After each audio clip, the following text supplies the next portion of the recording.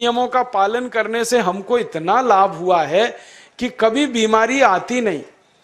15 साल से मैंने हर बार मेरा बीपी चेक किया, नॉर्मल है, शुगर नॉर्मल है, ट्राइग्लिसराइड्स नॉर्मल है, कोलेस्ट्रॉल नॉर्मल है। पिछले 15 साल में कभी सर्दी जुकाम भी नहीं हुआ, गला भी नहीं बैठा, कभी हॉस्पिटल नहीं देखा, कभी डॉक्टर के पास नहीं गए, क्योंकि जरूरत नहीं पड़ी। और वो जरूरत नहीं पड़ी क्योंकि हम निरोगी हैं, स्वस्थ हैं। ये निरोगी और स्वस्थ होने के लिए आयुर्वेद की एक छोटी सी जानकारी आपसे मैं शेयर करना चाहता हूं। आयुर्वेद में ये कहा गया है कि किसी भी व्यक्ति को निरोगी होना है, रोगमुक्त होना है, तो अपने जीवन में 3 बातों का ध्यान रखे। अपना वात, पित्त और कफ, तीनों का संतुलन रखे। वो 3 तरह के दोष हैं हमारे शरीर में, वात, पित्त, कफ। आपने सुना होगा, ये त्रिदोष आधारित शरीर है। जब वात बहुत बिगड़ जाता है तो 80 से ज्यादा रोग आते हैं।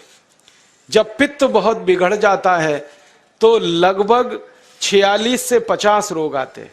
और जब कफ बिगड़ जाता है तो 28 रोग आते हैं। और वात, पित्त, कफ तीनों बिगड़ जाएं तो 148 रोग आते हैं। सर्दी, खांसी, जुकाम से लेकर और कैंसर तक जो आखिरी रोग माना जाता है, ये सब वात, पित्त, कफ के बिगड़ने का खेल है। तो इस देश के आयुर्वेद चिकित्सा के सबसे महान लोगों में से कुछ नाम आप जानते हैं, जैसे चरक ऋषि, जैसे सुश्रुत ऋषि। ऐसे एक ऋषि हुए बाघभट्ट। बाघभट्ट ऋषि ने एक पुस्तक लिखी है, उसका नाम है अष्टांग हृदयम, और एक पुस्तक लिखी है, उसका नाम है अष्टांग संग्रहम। इन दोनों पुस्तकों में उन्होंने 7000 नियम बताए हैं। उनमें से 4 बताता हूं, अच्छे लगे तो आज से ही पालन करो और दूसरों को भी बताओ, ताकि कोई भी इन नियमों का पालन करे तो बीमार ही ना पड़े। ये चारों नियम हैं वात, पित्त और कफ को संतुलित रखने के लिए। अब वात, पित्त, कफ तीनों एक साथ आपके संतुलित रहें तो उसके लिए पहला नियम है, खाना खाने के तुरंत बाद पानी नहीं पीना। ये पहला नियम है। आप बोलेंगे ये तो बड़ी मुश्किल बात है, खाना खाते ही पानी पीते हैं हम तो सबके सब, और बिना पानी पिए खाना ही नहीं खाते। कई लोग तो खाने से ज्यादा पानी पीते हैं, खाना कम खाते हैं, पानी ज्यादा पीते हैं। ये खाना खाने के बाद पानी कभी भी नहीं पीना, क्योंकि महर्षि बाघभट्ट कहते हैं भोजनांते विषम वारी, माने भोजन के अंत में पानी पियो तो जहर के पीने के जैसा है। इसलिए वो कहते हैं कभी भी खाने के तुरंत बाद पानी मत पियो। अब आप मुझे पूछोगे क्यों नहीं पिए, कारण बता दो। कारण मैं बताना चाहता हूं सरल भाषा में। हम जब खाना खाते हैं ना तो पेट में सारा खाना इकट्ठा होता है। पेट में एक स्थान होता है, उसको हम कहते हैं जठर। संस्कृत में, हिंदी में जठर कहते हैं, अंग्रेजी में उसको एपिगैस्ट्रियम कहते हैं, हिंदी में कुछ लोग उसको आमाशय भी कहते हैं। ये जठर छोटा सा स्थान है। आपके पेट में नाभि है ना, उसके लेफ्ट साइड में बाईं तरफ छोटा सा स्थान है। सारा खाना आपका इसी स्थान पर आता है। जो भी आप खाते हो, रोटी, चावल, दाल, सब्जी, दूध, दही, कुछ भी खाओ, सब कुछ जठर में आता है। अब जठर में जैसे ही खाना इकट्ठा होता है तो उसमें आग जलती, और उस आग को कहते हैं जठर अग्नि। मिला के बोल देते हैं जठराग्नि। आप जैसे ही खाना खाते हो, पेट में जठर में अग्नि जलती है। वो अग्नि खाने को पचाती है, और अग्नि खाने को ऐसे ही पचाती है जैसे रसोई घर की अग्नि खाने को पकाती है। आपके रसोई घर में आप अग्नि जलाओ, उसके ऊपर दूध रख दो, दूध में थोड़ा चावल डाल दो, अग्नि जब तक जलती रहेगी खीर तब तक बनती रहेगी। आप घर में अग्नि जलाओ, उसके ऊपर पानी रख दो, उसमें दाल डाल दो, दाल की पकने की क्रिया तब तक चलेगी जब तक अग्नि जलेगी। ऐसे ही पेट में होता है। जैसे ही आपने खाना खाया, पेट में अग्नि जलती है, और जब तक अग्नि जलती है तो खाने के पचने की क्रिया चलती है। जैसे रसोई घर में खाना पकाते हैं, वैसे ही पेट में भी खाना पकता है। इसी को हम पचने की क्रिया कहते हैं, अंग्रेजी में उसको डाइजेशन कह देते हैं।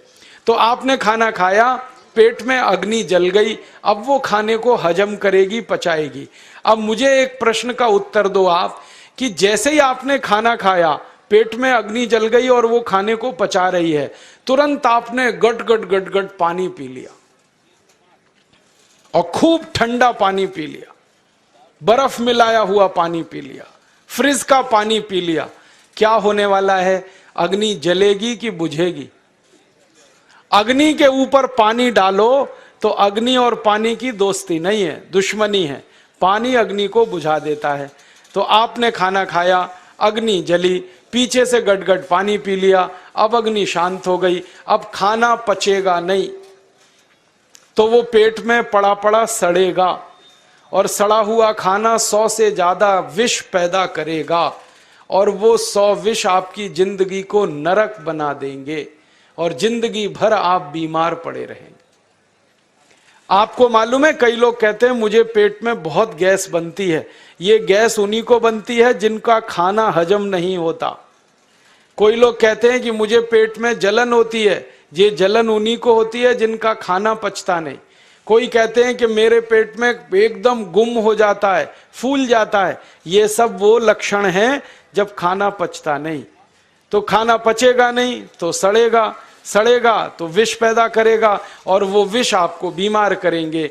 इसलिए महर्षि बागभट्ट ने कहा, खाना खाते ही पानी मत पियो। समझ में आया? फिर आप बोलोगे कितनी देर तक नहीं पिए?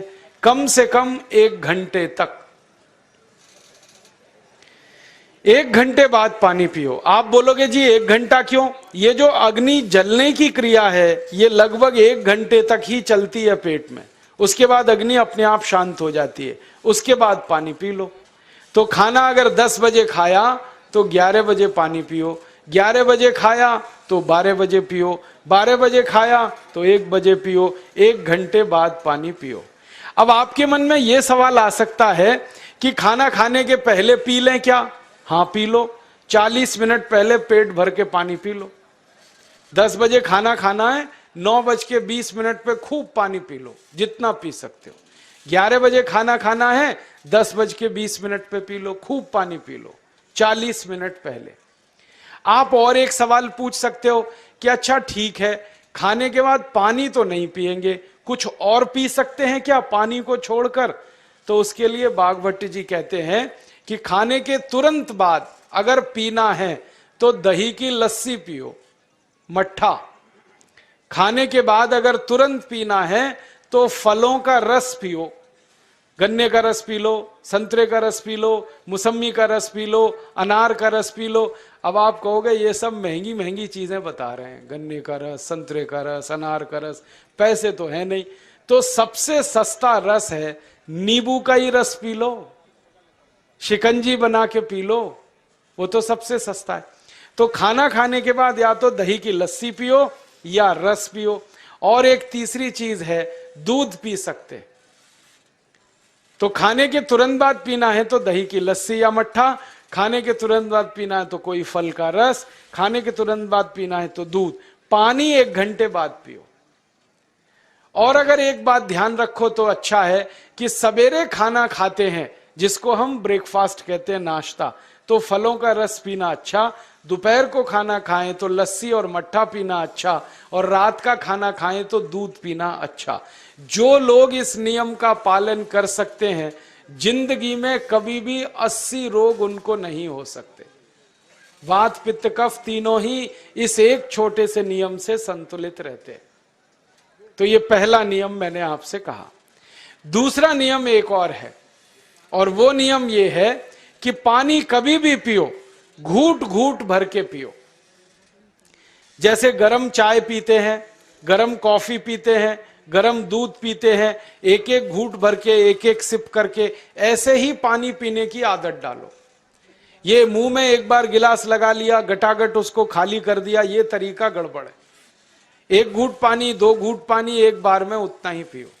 आप बोलोगे ये क्या चक्कर है? बात ऐसी है कि एक एक घूट पानी जब हम पीते हैं तो मुंह की लार पानी के साथ मिलकर पेट में अंदर जाती है, और ये जो मुंह की लार होती है ये क्षारीय होती है, और पेट में हमेशा अम्ल बनता रहता है। तो एक घूंट पानी पिया, मुंह की लार इसके साथ अंदर गई, 2 घूंट पिया और ज्यादा गई, बार बार लार अंदर जाएगी तो क्षार पदार्थ पेट के अम्ल के साथ मिलेगा। पेट में अम्ल बनता है, मुंह में लार क्षारीय होती है। तो ये क्षार को अम्ल में मिला दिया जाए और ये अच्छे तरीके से मिलकर पेट में जाए तो कभी भी कोई व्यक्ति के पेट को अम्लता नहीं होती, एसिडिटी नहीं होती। और पेट में अम्लता नहीं होती तो रक्त में अम्लता नहीं होती, और जिनके रक्त में अम्लता नहीं होती उनकी जिंदगी में कभी भी वात पित्त कफ के असंतुलन की स्थिति पैदा नहीं होती। इसलिए पानी घूट घूट करके पीना। मैं आपको एक छोटा सा मेरा ऑब्जर्वेशन बताता हूं, परीक्षण। आप भारत देश में या दुनिया में कहीं भी जाओ, मनुष्य को छोड़कर पशु पक्षियों को देखना शुरू करो, वो पानी कैसे पीते। किसी चिड़िया को पानी पीते हुए देखो, किसी पक्षी को पानी पीते हुए देखो, वो चोंच के 1 बूंद ही के बराबर ही पानी उठाता है। एक बार में 1 बूंद पानी लेगा, फिर थोड़ी देर चोंच चलाएगा, फिर पिएगा, फिर दूसरी बूंद लेगा, फिर चोंच चलाएगा, फिर पिएगा, फिर तीसरी बूंद। 1-1 बूंद पक्षी पानी पीता है। कुत्ते को पानी पीते हुए देखो, चाट चाट के पानी पीता है। शेर को पानी पीते हुए देखो, चाट चाट के पानी पीता है। जितने जानवर चाट कर पानी पीते हैं, जितने पक्षी 1-1 घूंट पानी पीते हैं, किसी भी पक्षी और किसी भी जानवर को डायबिटीज नहीं है, किसी को अर्थराइटिस नहीं है, कोई पक्षी ओवरवेट नहीं है, कोई पशु ओवरवेट नहीं है। वो सब स्लिम और ट्रिम हैं, क्योंकि वो इतने होशियार हैं कि पानी चाट के पीते हैं या घूट घूट करके पीते। अब मुझे ये हैरानी होती है कि ये पशु पक्षियों को कौन सिखाता है। वो अपने जन्म से ये ज्ञान सीख के आते, उनका कोई गुरु नहीं है, उनका कोई विद्यालय नहीं है, उनके कोई प्रशिक्षण शिविर नहीं लगते, फिर भी उनको इतनी अकल है कि पानी घूट घूट पीना। और हम ये मनुष्य जिनके इतने गुरु, इतने विद्यालय, इतने कॉलेज, सीखने वाले, सिखाने वाले, और हम मूर्खों के मूर्ख गटागट पानी पीते रहते। तो पानी पीने का तरीका बदल दो, घूट घूट भर के पानी पियो। ये दूसरा नियम है। तीसरा नियम है कि जिंदगी में कितनी भी प्यास लगे, ठंडा पानी कभी मत पियो। बर्फ डाला हुआ पानी, फ्रिज में रखा हुआ पानी, वाटर कूलर का पानी जिसका तापमान बहुत कम है, ये कभी मत पीना। क्यों? क्योंकि शरीर आपका गर्म है और पानी ठंडा है। अब होता क्या है वो मैं समझाता हूं सरल भाषा में। पेट तो गर्म है, अब इसमें ठंडा पानी डाल दिया आपने, तो अंदर झगड़ा होता है। और झगड़ा क्या होता है? या तो पानी पेट को ठंडा करेगा या पेट पानी को गर्म करेगा। अगर पानी ने पेट को ठंडा कर दिया तो पेट के ठंडा होते ही हृदय ठंडा होता है, हृदय के ठंडा होते ही मस्तिष्क ठंडा होता है, मस्तिष्क के ठंडा होते ही आदमी ठंडा होता है, और आदमी ठंडा होते ही राम नाम सत्य होती है। आपको मालूम है, जब शरीर ठंडा पड़ जाता है तो घर में भी नहीं रखते, निकाल के बाहर सड़क पे रख देते। जो घर आपने बनाया अपनी मेहनत से, शरीर के ठंडा पड़ते ही निकाल बाहर करते हैं उस घर में से, और फिर चिल्लाने लगते हैं, लेके जाओ, जल्दी लेके जाओ, इसको जला के आओ। माने ठंडे शरीर की इज्जत नहीं है। तो ठंडा पानी क्यों पी रहे हो भाई? बंद कर दो। कोई जानवर ठंडा पानी नहीं पीता, कोई पक्षी नहीं पीता। तो आप ये ठंडा पानी पीना बंद करो, सादा पानी पीना शुरू करो। और गर्मी के दिनों में बहुत अगर आपको तकलीफ है तो मिट्टी के घड़े का पानी पी लेना, फ्रिज का और बर्फ का नहीं पीना। ये तीसरा नियम है। और चौथा और आखिरी नियम है कि आप सवेरे ही सवेरे जब सोकर उठते हो तो सबसे पहले पानी पियो। जैसे ही आपकी आंख खुल गई तो पहले 2-3 गिलास पानी पी लो, उसके बाद आप टॉयलेट में जाओ। उठते ही पानी पियोगे तो 2 फायदे हैं। पहला फायदा यह है कि पानी पेट में जाकर बड़ी आंत को साफ करता है, और जैसे ही बड़ी आंत की सफाई होगी पेट पे दबाव पड़ेगा और आप संडास घर में जाएंगे, 2-3 मिनट में पेट आपका साफ हो जाएगा। जिनका पेट सुबह एक बार में साफ हो जाता है उनकी जिंदगी में कभी रोग नहीं आता। इसलिए सुबह सुबह उठते ही पेट साफ होना जरूरी है। और उठते ही पानी पियोगे तो मुंह की जो लार है वो पानी के साथ मिलकर अंदर जाएगी। सुबह पेट में एसिड की मात्रा ज्यादा होती है, इसलिए लार का पेट में जाना बहुत जरूरी है। इसलिए सुबह उठते ही पानी पीना बहुत जरूरी है। ये 4 नियम हैं आयुर्वेद के। पहला नियम, खाना खाने के 1 घंटे बाद पानी पीना। दूसरा नियम, पानी को हमेशा घूट घूट भर के पीना। तीसरा नियम, कभी भी जिंदगी में ठंडा पानी नहीं पीना। और चौथा और आखिरी नियम, सवेरे उठते ही सबसे पहले पानी पीना। 4 नियमों का पालन जो भी अपने जीवन में कर सकता है वो वात पित्त कफ तीनों को संतुलित रख सकता है। और जिसका वात पित्त कफ संतुलित है उसके जीवन में बीमारी नहीं आती है। और जो बीमार नहीं पड़ते हैं वो स्वस्थ और तंदुरुस्त और सुखी रहते हैं। उनकी जिंदगी का खर्चा कम होता है और देश का भी बहुत सारा पैसा बचता है।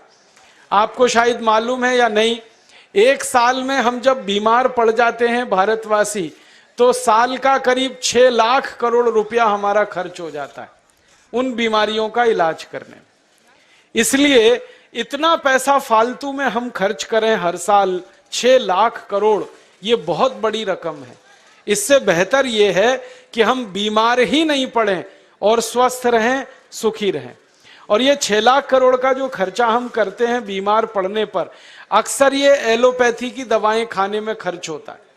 और जो एलोपैथी की दवाएं हम खा रहे हैं, जैसे paracetamol, Baralgan, butazone, oxyphenbutazone, aspirin, Disprin, Novalgin, ये सब ऐसी खराब दवाएं हैं जो दुनिया के देशों में 20 साल पहले बंद हो चुकी हैं, भारत में धड़ल्ले से बिक रही हैं और हमको बीमारियों से ज्यादा गंभीर बीमारियों में फंसा रही। ज्यादातर दवाएं जो आप खाते हो वो किडनी खराब कर देती हैं, लीवर खराब कर देती हैं, आंतों में घाव कर देती हैं, विकलांगता आ जाती है, पैरालिसिस हो जाता है, ब्रेन हेमरेज हो जाता है, हार्ट अटैक आ जाता है। दुनिया में लगभग इस समय 84,000 दवाएं बिकती हैं और आपको सुनकर हैरानी होगी, उनमें से मात्र 117 दवाएं हैं जो काम की हैं, बाकी सब बेकार की दवाएं हैं। उन बेकार की दवाओं को खाकर हम 6 लाख करोड़ खर्च करते हैं। ये बहुत दुख और अफसोस की बात है। और ये 6 लाख करोड़ का खर्चा समाज के वो लोग करते हैं जिनको जिंदगी में हर समय अपना आर्थिक स्थिति को देख के चलना पड़ता है, जिनकी आमदनी बहुत नहीं है, जिनके घर में आमदनी के बहुत ज्यादा साधन नहीं है, उनको ये पैसा खर्च करना पड़ता है। तो कई बार क्या होता है, किसी का घर बिक जाता है, किसी का खेत बिक जाता है, किसी के घर के गहने गिरवी रख जाते हैं, किसी को कर्ज लेना पड़ जाता है, किसी को कर्ज लेकर दोबारा कर्ज लेना पड़ जाता है।